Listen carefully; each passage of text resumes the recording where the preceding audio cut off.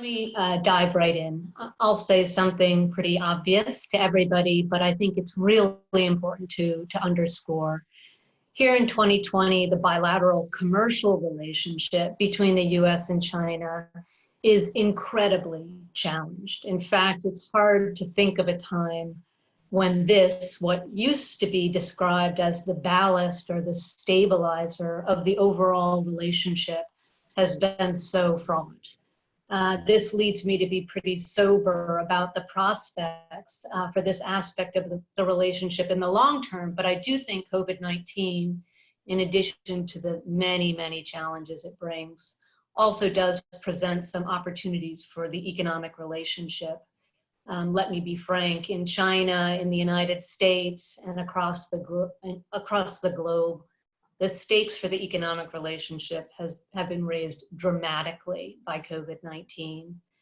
But let's first assess where we are. Despite so much opportunity and interest in bilateral economic activity among our companies, our universities, and localities in both countries, including significant revenues that have been generated from bilateral goods and services trade, the commercial relationship between the US and China continues to struggle with fundamental challenges.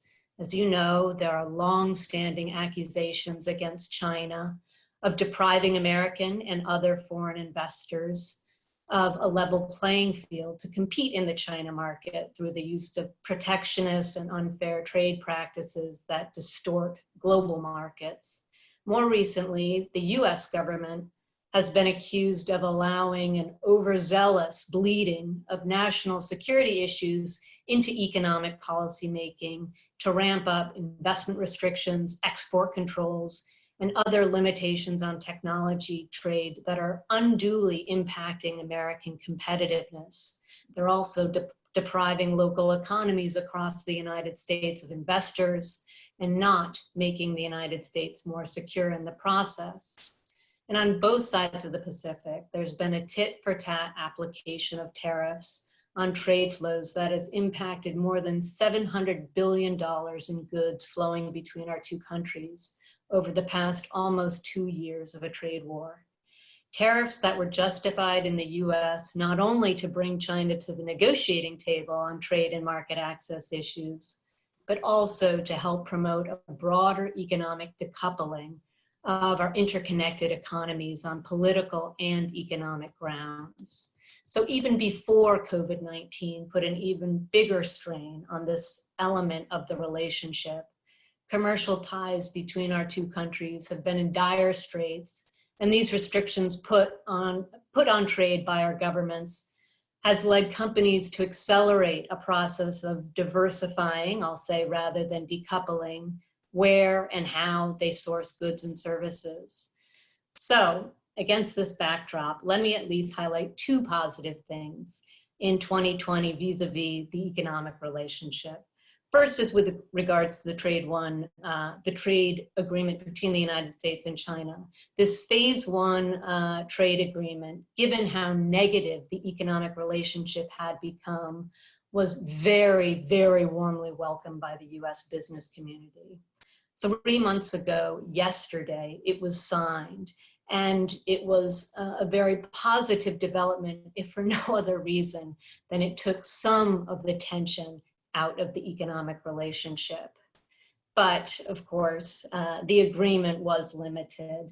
While indeed it had some very good elements, it also had flaws. It focused on purchase agreements that can only be characterized, particularly by our other trading partners, as managed trade, and it left many of our other trading partners deeply troubled by the weight of those significant and unrealistic purchase agreements of agriculture, energy goods, services, and manufactured goods on their own ability to trade with China this year and next year.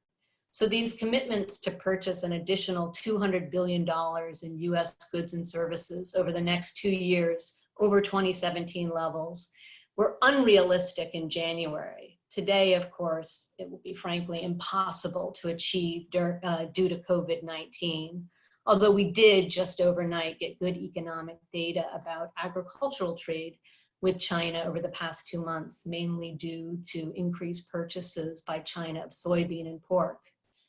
But I think one of the biggest shortcomings of the Phase 1 trade agreement was it left most of the tariffs in place.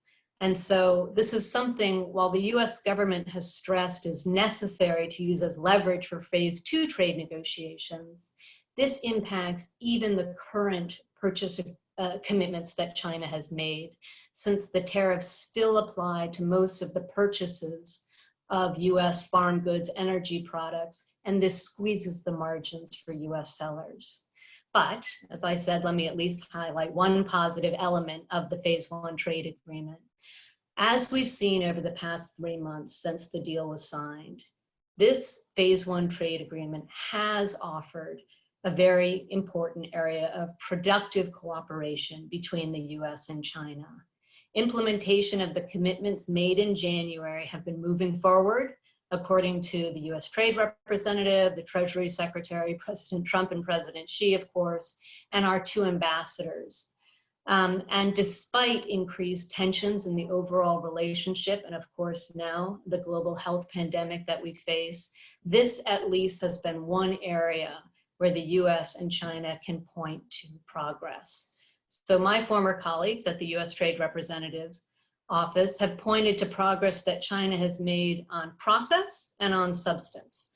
In addition to purchase commitments, the Chinese government has made some market liberalization announcements per the terms of the agreement on schedule, and where COVID-19 has impacted some other commitments that China was due to make, mainly because the National People's Congress didn't meet on schedule in March.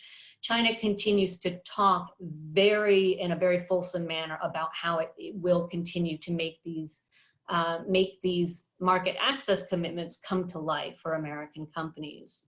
So, as I said before, of course, the agreement is far from perfect. It keeps most of the tariffs in place and saves most of the very difficult but critical issues in the bilateral relationship to future Phase 2 negotiations. Phase 2 negotiations that in the current political and now global economic climate are very unlikely to happen anytime soon. But given where we are today due to COVID-19, this agreement was important in that it did reestablish channels of communication on economic issues between the United States and China. And it's worth highlighting and celebrating, since we're going to need these channels in the coming months. Maybe that's not a huge positive, but it's a necessary one. And we should pocket it and put these channels of communication to good use in the month ahead. My second and final point that I'd like to highlight is about the business climate in China. One of the very, very few silver linings of COVID-19 has been that it seems to have reinforced and reinvigorated talk on the ground in China about the important role of foreign investors in China's growth trajectory. While last May through the end of 2019, we were hearing threats from the Chinese government about the unveiling of an unreliable entities list, increasing calls for self-reliance, both in response to US government actions. Now we're seeing China rolling out assistance and reassurance to foreign and domestic companies as the government grapples with the devastating impact of COVID-19. And so in the wake of the pandemic, Chinese officials have been assisting foreign companies with supply chain bottlenecks and helping them to restart production. China continues to talk about plans to expand market access for foreign insurance providers, to release a new and shorter negative list of the sectors of the economy that are closed to foreign investment, and take further steps to open new parts of the economy to foreign investors. Of course, COVID-19 is pushing a new conversation about the vulnerability of global supply chains, which we can get into later. But I do want to end by just saying again how promising it is that the Chinese government, in what is going to be a dramatically and historically bad year for the Chinese economy, is highlighting the role of foreign investors and the role of trade in China's recovery efforts. I only hope that our two countries together will take action in that same spirit, perhaps by eliminating more of the tariffs that remain in place to help our economies recover and deal with this pandemic. I'll leave it there, Steve. Thanks so much.